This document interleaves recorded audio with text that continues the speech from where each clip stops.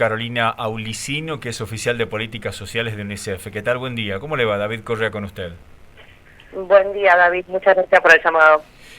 Carolina, queremos saber qué ha pasado con los chicos y las chicas en este contexto de pandemia, porque leyendo un informe de ustedes se señala que hubo trastornos alimentarios, pesadillas, problemas de comunicación. Cuéntenos sobre esto.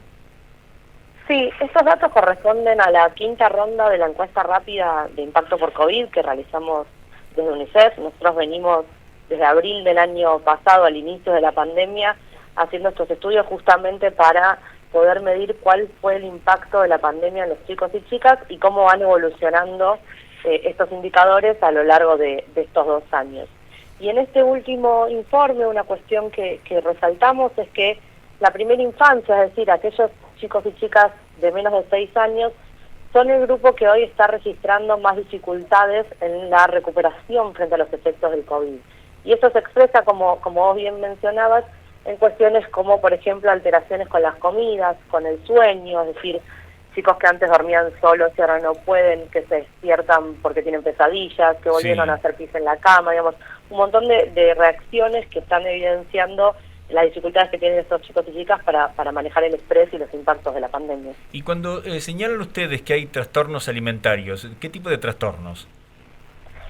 Cuando nos referimos en este caso a las alteraciones con las comidas que expresan los chicos y chicas, tienen que ver con distintas conductas, como por ejemplo, chicos que antes comían solos y ahora les cuesta, que comen mucho más que antes o mucho menos, pero que tiene que ver con cuestiones de las conductas y de los chicos y las chicas, no con el acceso, digamos, a los alimentos. La encuesta sí muestra en otras preguntas que realizamos dificultades que tienen los hogares frente a la reducción de sus ingresos para acceder a la compra de alimentos, ¿no? Que esta es otra problemática que también, por supuesto, los afecta y mucho. Claro, también nos gustaría que nos expliques que otra de las consecuencias de la pandemia entre los chicos y las chicas, de los niños básicamente, que hay problemas de comunicación como consecuencia de la pandemia. ¿Qué tipo, por ejemplo?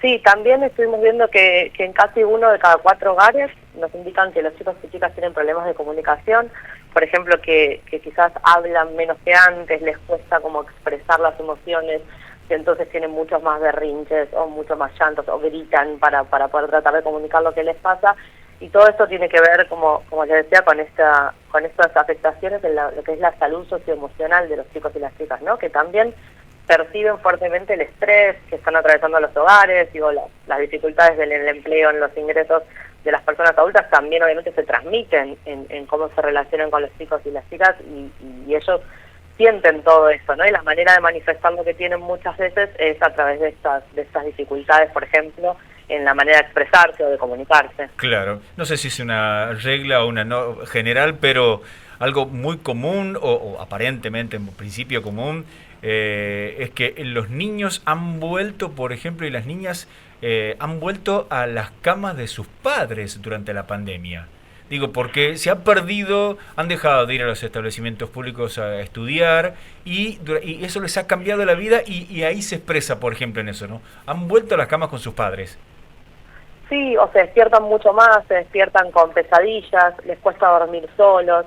Y todo esto que vos decís también de la posibilidad de acceder a espacios como las escuelas o los espacios de primera infancia, claramente está impactando. Cuando uno compara los datos de los chicos y chicas de la primera infancia con los datos de los adolescentes, por ejemplo, uno ve que en el caso de los adolescentes, todas estas sensaciones de angustia, de depresión, de miedo, fueron disminuyendo en este último tiempo, ¿no? Y eso tiene que ver con que están recuperando estos espacios como la escuela, la socialización con los pares, hay una mayor apertura.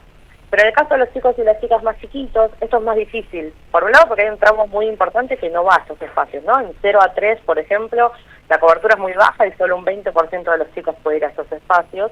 Y por otro lado, porque por las características de ese tramo etario, pasa más tiempo en las casas, ¿no? Las y los adolescentes están saliendo más, pudieron recuperar sus espacios con sus amigos, con sus amigas. Entonces, ahí se ve una mejora que todavía no se está viendo en los más chiquitos. Por eso es tan importante reforzar la necesidad de seguir trabajando estos temas de salud mental y salud socioemocional con la primera infancia. Claro. ¿Cómo estás, Carolina? Yantal te saluda, buen día. Hola, buen día.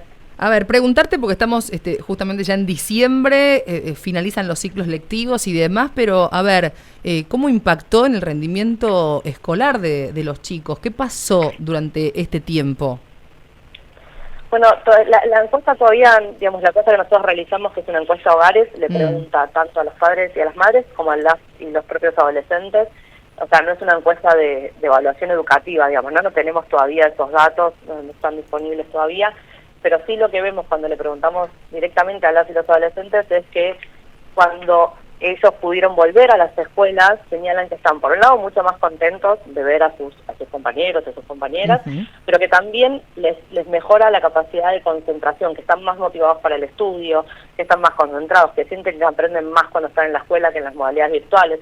Es decir, seguramente en los próximos meses vamos a poder empezar a analizar esto y ver cuál fue el impacto en términos de la calidad educativa, pero ya los propios chicos y chicas nos están diciendo en estos relevamientos que la vuelta a la presencialidad para ellos fue algo sumamente positivo. Sin lugar a dudas, más allá de, como decís vos, todavía no tienen esos datos respecto del rendimiento, al menos algunos hemos notado que gran cantidad de chicos concurren hoy por hoy a maestras particulares para poder reforzar justamente lo que les ha faltado durante estos 2 años de pandemia.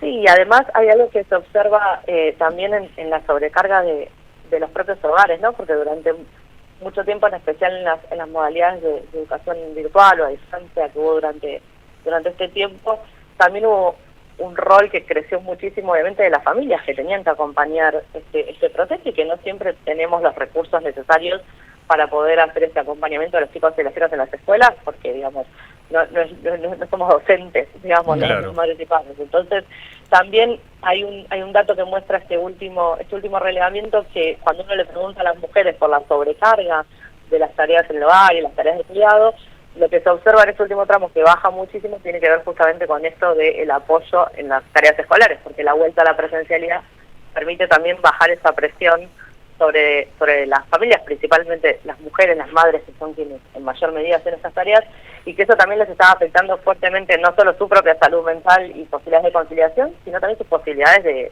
empleo.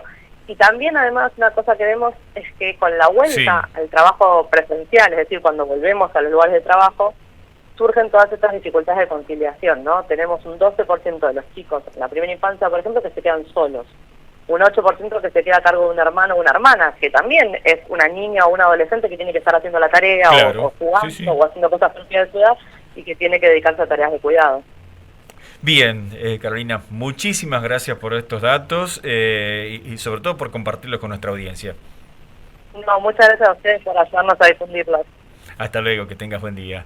Estuvimos dialogando con Carolina Aulicino, oficial de Políticas Sociales de UNICEF.